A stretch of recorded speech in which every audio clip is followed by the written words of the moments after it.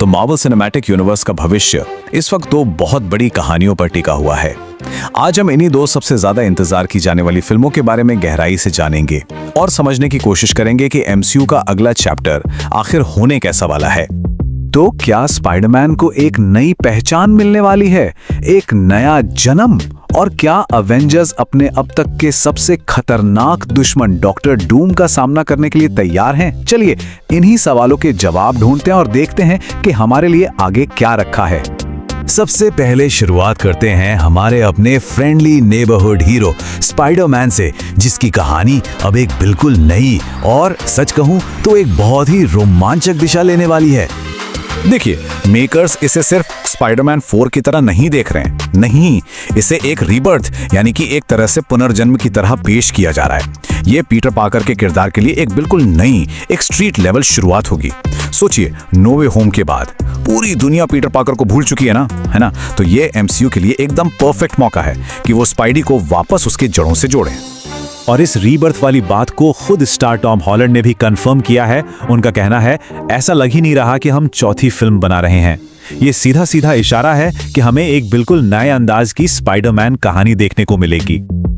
और ये जो नई शुरुआत है वो सिर्फ कहानी में नहीं बल्कि स्पाइडरमैन के नए सूट में भी साफ झलकती है। ये सूट पुराने और नए का एक जबरदस्त मिक्सचर है। इसमें आपको टोबी और एंड्रू के सूट्स की यादें ताजा हो जाएंगी, लेकिन इसका नया डिजाइन इसके रीबर्थ को भी दिखाता है।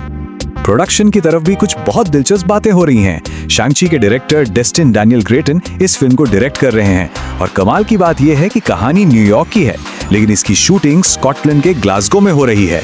काफी इंटरेस्टिंग चॉइस है। तो अगर ये एक नई जमीनी स्तर की कहानी है तो सवाल ये उठता है कि इस बार स्पाइडरमैन का सामना आखिर किन विलन से होगा? अभी तक कुछ भी कंफर्म नहीं है, लेकिन जो अफवाहें चल रही हैं उनके हिसाब से इस बार स्पाइडरमैन का सामना स्ट्रीट लेवल खतरों से होगा। मतलब ऐसे विलेन जो दुनिया को तबाह नहीं करना चाहते बल्कि शहर की गलियों में अपना राज चलाते हैं। लीक हुई जानकारी के मुताबिक विलेन्स की लिस्ट में स्कॉर्पियन जैसे नाम शामिल हो सकते हैं। चलिए अब स्पाइडरमैन की गली मोहल्लों की दुनिया से निकलकर चलते हैं अवेंजर्स के कॉस्मिक लेवल के महासंग्राम की ओर। अवेंजर्स डूम्सडे कितनी बड़ी फिल्म होने वाली है, इसका अंदाजा तो निर्देशक रूसो ब्रदर्स के इस बयान से ही लग जाता है। उनका कहना है कि ये प्रोजेक्ट दर्शकों के लिए चुनौतीपूर्ण होगा और इसमें बहुत ज्यादा मेहनत लगेगी, जो साफ साफ इसकी विशालता और कॉम्प्लेक्सिटी की ओर इशारा करता है। अब मार्वल की दुनिया का एक अंदरूनी शब्द समझते हैं, प्लसिंग। मार्वल के हेड केविन फाइगी इस शब्द का इस्तेमाल करते हैं ये बताने के लिए कि स्क्रिप्ट अभी भी फाइनल नहीं है और उसे प्रोडक्शन के दौरान हर दिन बेहतर से और बेहतर बनाया जा रहा है। ये दिखाता है कि ये प्रोजेक्ट कितना बड़ा और डायनामिक है। तो सबसे बड़ा सवाल, इस जबरदस्त फिल्म में कौन कौन से किरदार नजर आने वाले हैं? और कास्ट सच कहूं तो वाकई में चौंकाने वाली है। सबसे बड़ी खबर, रॉबर्ट डाउनी जूनियर की वापसी, लेकिन आयरन मैन के तौर पर नहीं बल्कि एमसीयू के अगले सबसे बड़े विलेन डॉक्टर डूम के किरदार में। सोचिए जरा, ये कितना बड़ा गेम चेंजर हो सकता है। एमसीयू का सबसे बड़ा हीरो अब उसका सबसे बड़ा विलेन बन सकता है। और तो और इसके साथ ही एक्समैन की एक जबरदस्त रियूनियन होने वाली है और थॉर और कैप्टन अमेरिका जैसे हमारे फेवरेट हीरोज भी इस जंग का हिस्सा होंगे। तो कहानी का बीस क्या है? फिल्म की कहानी थंडरबोल्ट्स की घटनाओं के 14 महीने बाद शुरू होती है।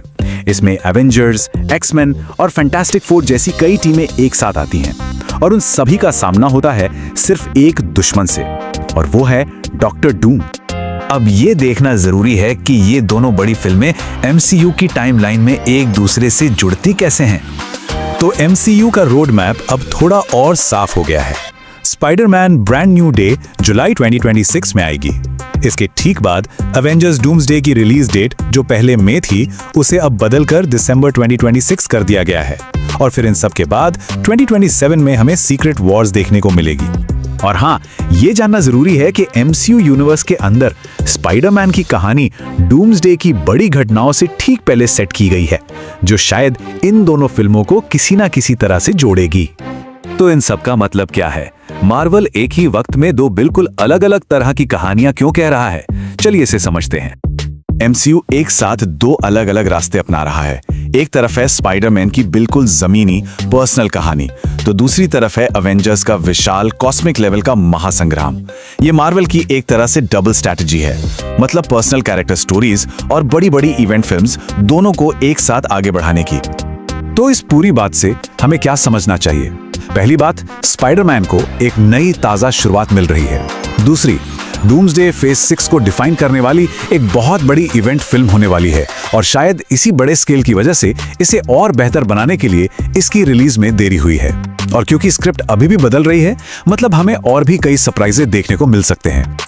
एक कैरेक्टर का पर्सनल रीबर्थ और एक पूरी यूनिवर्स का कॉस्मिक एपिक, ये दो अलग-अलग रास्ते सुपर हीरो फिल्मों और एमसीयू के भविष्य को आखिर किस दिशा में लेकर जाएंगे? खैर, इसका जवाब तो हमें आने वाले वक्त में ही मिलेगा।